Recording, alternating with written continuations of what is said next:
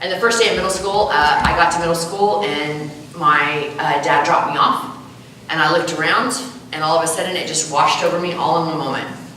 Oh, I'm poor. I'm not just like poor, I'm like really poor. And I didn't want other kids to know, I didn't want teachers to know. I lost the warm fuzzy experience of grade school teacher relationships. And looking back, I don't know one teacher in that building that cared if I showed up or not. So the second day of middle school, my dad's taking me to school and I look at him and I'm like, hey, do you think you can drop me off a couple blocks away? Because my parents had this car, and I still don't know who does this, but every single piece of metal on that car was a different color. And it smoked and it made loud noises and it looked like a Blues Brothers car. But I didn't care. I didn't want anybody to see me get dropped off in that car again. 16th birthday comes, and I called high school and I'm like, guess what? I'm quitting. And they said, good. You guys, in my mind, I was going to go out into the world and take all of my brilliance and find a house like I saw girls having on the other side of town. Right before I turned 16, I fell in love with someone that was 3 years older than me and fresh out of prison, and we left state.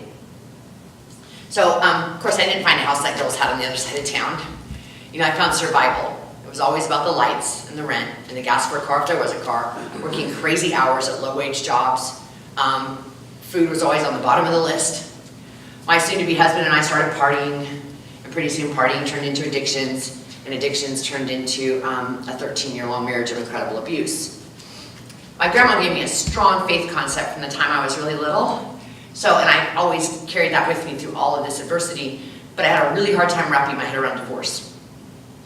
I did leave that marriage and go back I don't know how many times. Probably between 75 and 100. Leave, go back, leave, go back. At 29 years old, I finally felt like I had permission from God and the courage to actually leave and stay gone. And so at 29 years old, homeless, no car, high school dropout, no job, no money, family broken, I'm pregnant with my first baby. Here comes this perfect little person. I just remember thinking, I gotta do something different than what was done for me. So I enrolled in college full-time, I went back to work full-time, and my new baby cried full-time. Fast forward, almost a decade later, 2 more failed relationships and 2 little boys later, I was still in college trying to get a 4-year degree. I was back in McPherson, Kansas. I had bought a trailer house in the same hidden ghetto that I started out in when I was 15 for $1,000 that should have been condemned. There were holes in the floor, door didn't close right, the front door didn't close right, huge holes that you could lose children in inside. Water heater didn't work, had a car that was faithful to nothing but breakdowns. 7 months clean and sober, working nights as a bartender, and my oldest kiddo and my youngest kiddo were just wild, like climb the walls, wild. And I just knew it was because I didn't know how to parent. I was a bad mom.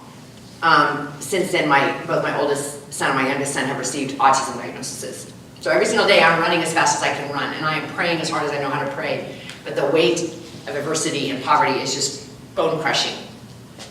So there had been a church in McPherson that I've been going to get diapers. I didn't like to go in there and get diapers, but there was a secretary there that built a relationship with me. And every time I'd walk in the building, she'd light up. She'd stop what she was doing. She'd learn my name. She'd learn my kids' names. And one day I was in there and I was telling her, Lynette, you have no idea how much these diapers mean to me and my kids.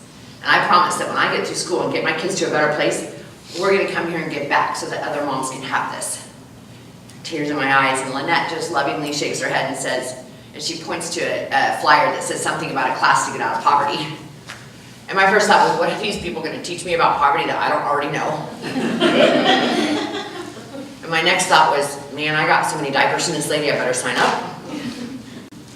The only night of the week that I was free was on a Thursday night, and the idea was that I would bring my children and come to this process that was full of both families in poverty and middle class people, and we would have a family style meal, which sounded absolutely horrifying. Because I knew my story. I knew I had 3 kids by 3 different dads. I knew we lived in a trailer house that should have been condemned, and I knew that my kids I didn't know how to take them in public. I didn't take my kids to McDonald's, I didn't take my kids to Walmart, because I didn't know how to navigate with them. But out of this debt, I felt like I owed this secretary. I showed up that first night and I prayed, and we opened the door to this gymnasium, and there's probably 50 people inside, and these women come over and they just scoop up my kids. And they acted like they weren't running amok. And then they told me and some other moms, come on, come this way. And they took us into a room and they sat us down and they said, look, here's the deal. We see families struggling in McPherson County, and we believe the root cause of it is poverty, and we want to solve it.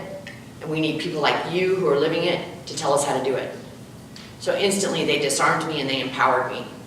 And looking back, I think those words right there probably changed my life. I left there that night thinking, I've never heard middle class people talk about poverty like that before, kind of like they knew my story. And you know what really happened was, for the first time in my community that I'd grown up in, that is primarily middle class, and I had felt the burn of that my whole life, somebody finally said, we see you now, and we're sorry, and we want to help. I got my kids and I got my broken down car out in the church parking lot, 3 little boys in the back, and I just started talking out loud to God. And I had so much hope that I really felt like I was floating, and I was like, God, I think you finally brought us somewhere that we're going to get out of poverty.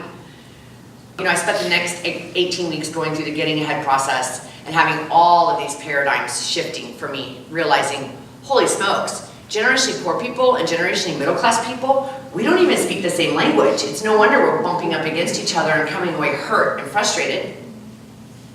And I recognized that I was an expert at putting out fires in my life, but I didn't know anything about fire prevention. And more importantly, I didn't have any friends that knew about fire prevention. So, graduated that process and accepted the invitation to stay on for 2 to 5 more years to get out of poverty permanently. Got matched with a middle class ally, which was freaky in the beginning, but now she's just my dear friend. She's watched my kids grow up, and so I love her. I prayed, and I went in and I applied for the coach's position at the Circles Project, and they hired me because nobody else applied. God has a real funny way of doing that, because they were probably really terrified, I think. And then, so from 2011 to 2017, I got to be a part of building the largest and most successful circle site in the country, getting more people completely out of poverty, including myself, my kids, and my mom, than any other project had done. At some point, teachers became interested in me in my own community, and then a company called SDAC found me, and I started going into school systems and doing consulting around poverty, and then I got acquainted with the trauma-informed movement. February 1 of 2017, I left Circles in McPherson County, went to work for SDAC full-time. What you guys need to know about me and my story is that I didn't have a drinking problem, I had a stopping problem. Every time I'd stop drinking, I'd go straight to the hospital with DTs. In 2010, I cycled in and out of hospitals. I was physically addicted to alcohol. I drank a half gallon of 100 proof vodka every day. And you wouldn't know. I went to school, I went to work. I was physically addicted until 2010 is when it all started to come crashing down on me. And so, but what you guys need to know as a parent is that in 2006, in a crummy little trailer in Canton, Kansas, October 2006, I started to get down on my hands and knees every single night and beg God. God, make me a good mom, make me a good mom, make me a good mom, make me a good mom. Don't let me take my kids before I get this figured out. And then regardless of what shape I was in, I never missed a night. From October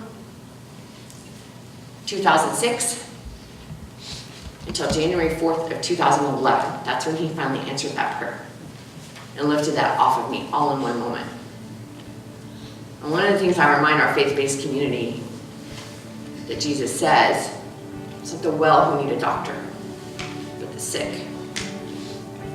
And there are many Rebeccas in our communities that love their kids but are crushed under the weight of adversity, that need relationships to build resilience so that they can get the lives that they deserve, and we can have the neighborhoods and communities that we all want.